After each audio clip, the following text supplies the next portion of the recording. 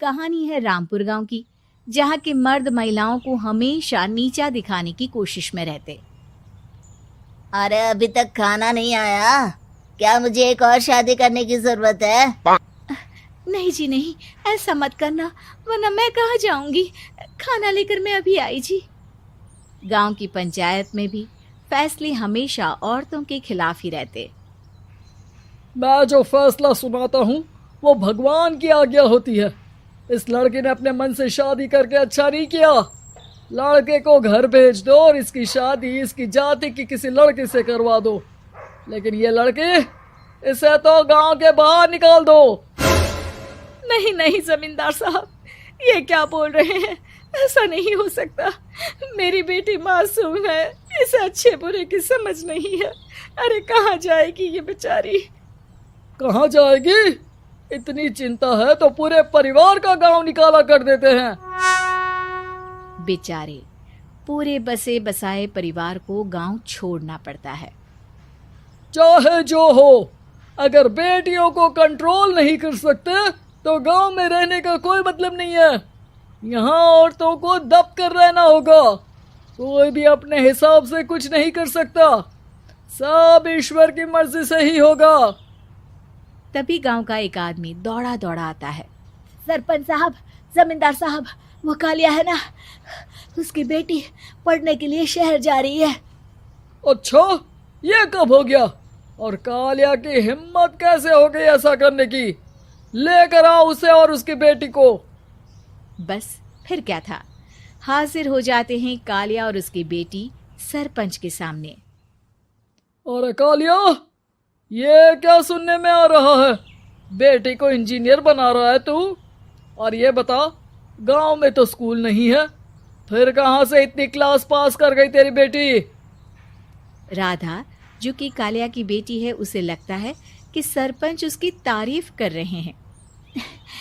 सरपंच जी, मैंने ऑनलाइन पढ़ाई की है, डिस्टेंस लर्निंग से। सभी में मैंने अच्छे नंबर पाए हैं, जिसे देखते हुए शहर की इंजीनियरिंग कॉलेज में मुझे स्कॉलरशिप मिली है। वाह जी वाह, क्या होती है ये? पहले तो ये बताओ, फिर आगे की बात करते हैं। पूरा गांव राधा की बात सुन रहा था और राधा बोलती जा रही थी। तो ऐसे मैं फ्री में एक अच्छी शिक्षा लेकर गांव में जो कुछ परेशानियां हैं, जैसे बिजली, पानी और इंटरनेट जैसी समस्याओं के लिए काम करूंगी। मैं गांव को शहर से जोड़ने के लिए पुल का निर्माण करवाने का प्रस्ताव रखूंगी। मुझे पूरी उम्मीद है कि जल्द ही हमारा गांव भी तरक्की की राह पर चल पड़ेगा। राधा की बात सुनकर सारे गांव वाले ताली बजाने लगते हैं। सरपंच को समझ नहीं आता कि वो क्या करे। चुप रह नादान लड़की, गांव के खिलाफ जाने के लिए तुझे गांव से बेदखल कर दिया जाएगा, वो भी पूरे परिवार के साथ। और हाँ, अगर ठीक से गांव में रहना चाहती है तो ये पढ़ाई लिखाई छोड़ दे। हम तेरे लिए गांव का कोई होनहार लड़का देखेंगे। तभी गांव का एक आदमी बोल पड़ता है।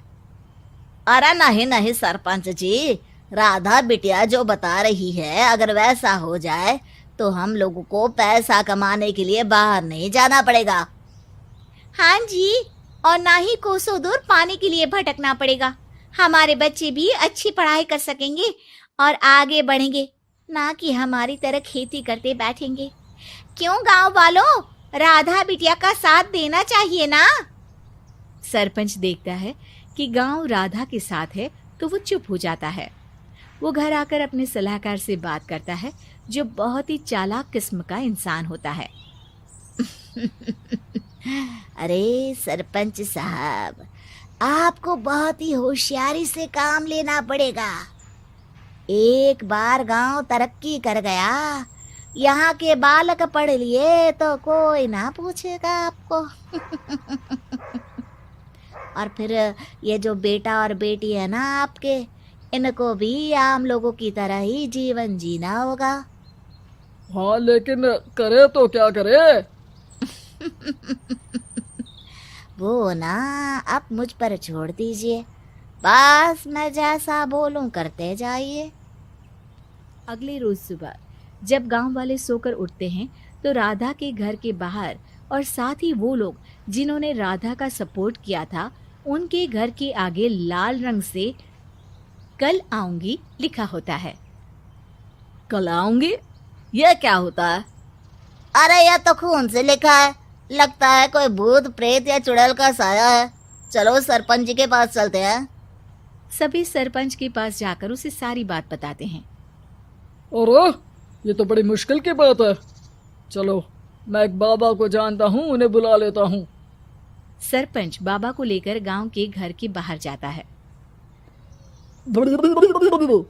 ओहो, तो ये वो चुड़ैल है जो उन लोगों को निशाना बनाते हैं जो गांव को बदलने का सपना देखते हैं।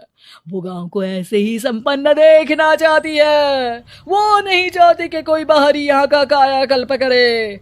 क्या तुम लोगों में से किसी ने गांव को बदलने की सोच रखी है? तभी राधा की माँ रोते रोते आती है। मेरी राधा घर से गायब हो गई है। अरे कोई तो बचाओ, मेरी बच्ची कहाँ गई?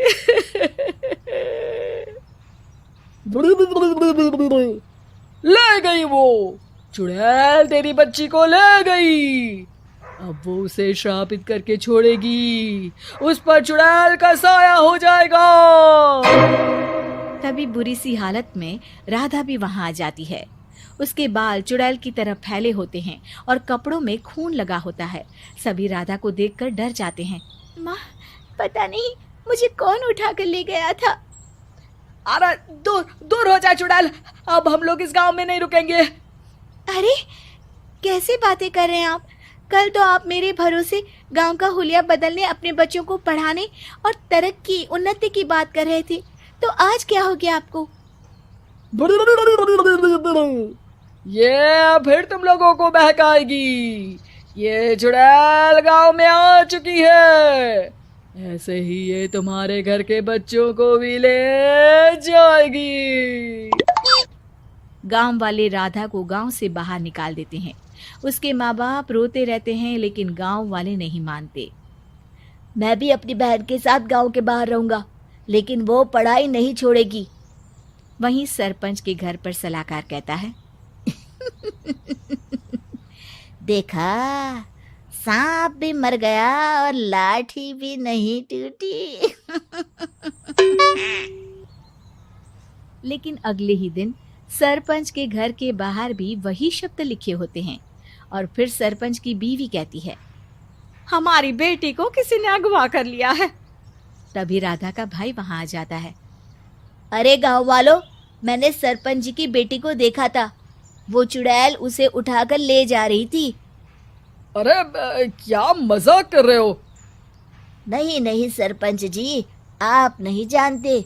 वो चुड़ैल अब आपकी बेटी में आ जाएगी, जैसे राधा के अंदर आ गई थी। तभी सरपंच की बेटी वैसी ही हालत में वहां आती है जैसे राधा आई थी। पापा, पता नहीं कैसे मैं गायब हो गई थी। चुड़ैल, इसके अंदर भी चुड़ैल का साया है, मारो इसे। अरे नहीं नहीं, इसे भी राधा के पास गांव के बाहर ही भेज दो। अरे चुप रहो, मेरी बेटी कहीं नहीं जाएगी और चुड़ैल वुड़ैल कुछ नहीं होता है। अरे कैसे बात कर रहे हो सरपंच जी? आप तो बोल रहे थे कि आपका फैसला भगवान का ज्ञान होता है, तो अपने पर बात आई तो अब आप ऐसे बोल रहे हैं। अरे ना ना ना, आपको अपनी बेटी को त्यागना ही होगा। अरे बुलाओ बाबा को। राधा का भाई बाबा को ले आता है, जिसे अब गांव वालों के डर के कारण सच बोलना पड़ता है। मैं कोई बाबा नहीं हूँ, मैं तो मोची था। ये सलाहकार महोदय ने मुझे कहा था एक्टिंग करने को। अब वो मुझे पैसे देने वाले हैं। अब मुझे माफ कर दो। गलती हो गई, मुझे माफ कर दो। तभी वहां राधा आ जाती है। देखा सरपंच जी, जब गांव के बच्चे साक्षर होंगे तो आप जैसे लोगों की चालाकी नहीं चलेगी।